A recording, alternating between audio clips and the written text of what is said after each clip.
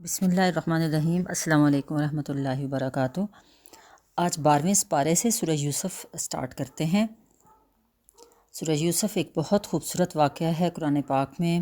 پورا سورت حضرت یوسف علیہ السلام کے نام پر ہے اور پورا واقعہ حضرت یوسف علیہ السلام کا اس میں بیان کیا گیا ہے۔ اللہ کے نام سے جو بے انتہا مہربان اور رحم فرمانے والا ہے۔ الف لام را، یہ اس کتاب کی آیات ہیں جو اپنا مدعا صاف صاف بیان کرتی ہیں۔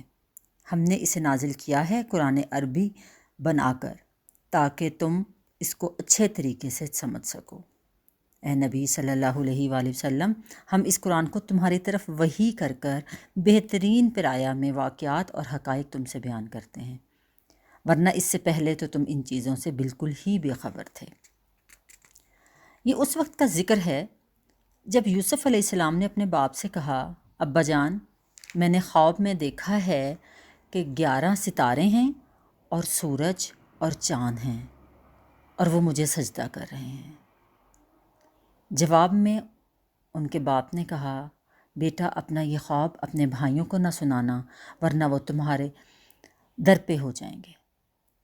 حقیقت یہ ہے کہ شیطان آدمی کا کھلا دشمن ہے، اور ایسا ہی ہوگا جیسا تو نے خواب دیکھا ہے کہ تیرا رب تجھے اپنے کام کے لیے منتخب کرے گا اور تجھے باتوں کی تہ تک پہنچنا سکھائے گا، اور تیرے اوپر اور آل یعقوب پر اپنی نعمت اسی طرح پوری کرے گا جس طرح اس سے پہلے وہ تیرے بزرگوں ابراہیم علیہ السلام اور اسحاق علیہ السلام پر کر چکا ہے، اور یقیناً تیرا رب علیم اور حکیم ہے۔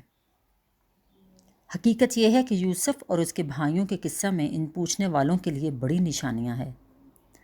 یہ قصہ یوں شروع ہوتا ہے کہ اس کے بھائیوں نے آپس میں کہا، یہ یوسف اور اس کا بھائی دونوں ہمارے والد کو ہم سے زیادہ محبوب ہیں، حالانکہ ہم ایک پورا جتھا ہیں۔ یہاں پر ایک بات آپ کو کلیئر کرتی چلوں کہ ان کے جو بھائی تھے وہ دوسری مدر سے تھے، اور یہ یوسف علیہ السلام اور ان کے چھوٹے بھائی بنیامین دوسری مدر سے تھے۔ تو ان کی مائیں الگ تھیں لیکن باپ دونوں ان سب 12-13 بھائیوں کے ایک ہی تھے، حضرت یعقوب علیہ السلام۔ تو یعقوب علیہ السلام کے جو پہلی بیوی سے بچے تھے، بیٹے تھے، ان سے انہوں نے کہا کہ ان سے چھپا کے رکھنا، کیونکہ وہ ان کے بڑے خلاف تھے دوسری ماں کے بیٹے سے، یوسف علیہ السلام سے۔ ہاں جی، یہ یوسف اور اس کا بھائی دونوں ہمارے والد کو ہم سب سے زیادہ محبوب ہیں، حالانکہ ہم ایک پورا جتھا ہیں۔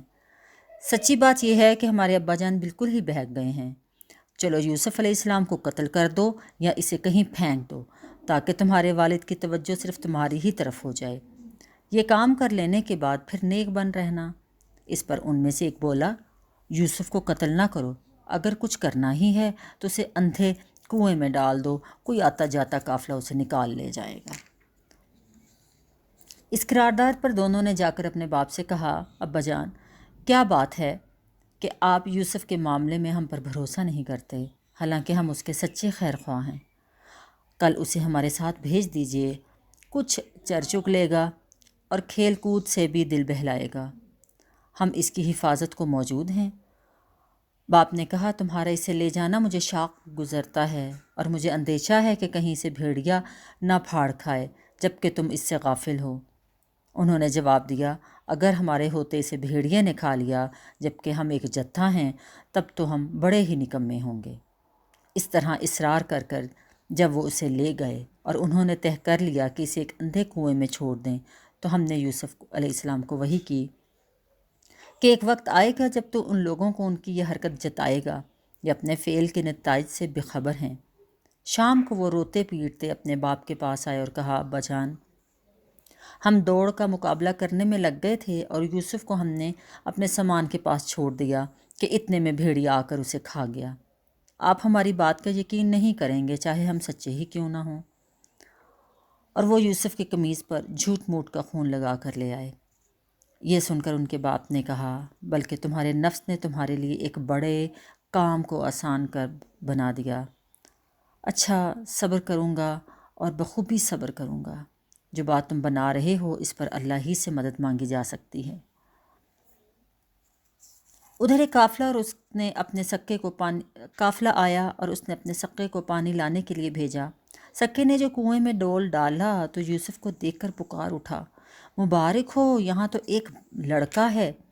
انہوں نے اس کو مال تجارت سمجھ کر چھپا لیا، حالانکہ جو کچھ وہ کر رہے تھے اللہ اس سے باخبر تھا۔ آخر کار انہوں نے تھوڑی سی قیمت پر چند درہموں کے عوض اسے بیچ ڈالا، اور وہ اس کی قیمت کے معاملے میں کچھ زیادہ کے امیدوار نہیں تھے۔ مصر کے جس شخص نے اسے خریدا اس نے اپنی بیوی سے کہا، اس کو اچھے طریقے سے رکھنا، بعید نہیں کہ یہ ہمارے لیے مفید ثابت ہو، یا ہم اسے اپنا بیٹا ہی بنا لیں۔ اس طرح ہم نے یوسف کے لیے اس سرزمین میں قدم جمانے کی صورت نکالی اور اسے معاملہ فہمی کی تعلیم دینے کا انتظام کیا۔ اللہ اپنا کام کر کے رہتا ہے، مگر اکثر لوگ جانتے نہیں۔ اور جب وہ اپنی پوری جوانی کو پہنچا تو ہم نے اسے قوت فیصلہ اور علم عطا کیا، اس طرح ہم نیک لوگوں کو جزا دیتے ہیں۔ صدق اللہ العظیم۔ آیا 22 تک ہم نے آج اس کی ٹرانسلیشن پڑھی ہے۔ آگے ہم قصہ شروع ہونے والا ہے زلیخا کا اور یوسف کا، جو کہ قصہ بڑا مشہور ہے۔ آگے قرآن کے ترجمے کی میں بات کر رہی ہوں، ترجمے میں یہ چیزیں موجود ہیں، تو انشاءاللہ کل ہم اس کو کریں گے۔ اللہ تعالیٰ آپ کو اور مجھے سمجھنے کی یہی 5-6 منٹ ہیں کہ اگر ہم پڑھ لیں، ہم سن لیں، تو اللہ تعالیٰ ہمیں سیدھے رستے کی طرف لگائے اور ہمارا دل مائل کرے اپنے دین کی طرف، تاکہ ہم دنیا اور آخرت دونوں میں کامیابی حاصل کریں۔ اللہ تعالیٰ آپ کو اور مجھے سمجھنے کی اور عمل کرنے کی توفیق عطا فرمائے۔ آمین یا رب العالمین۔ جزاکم اللہ خیر۔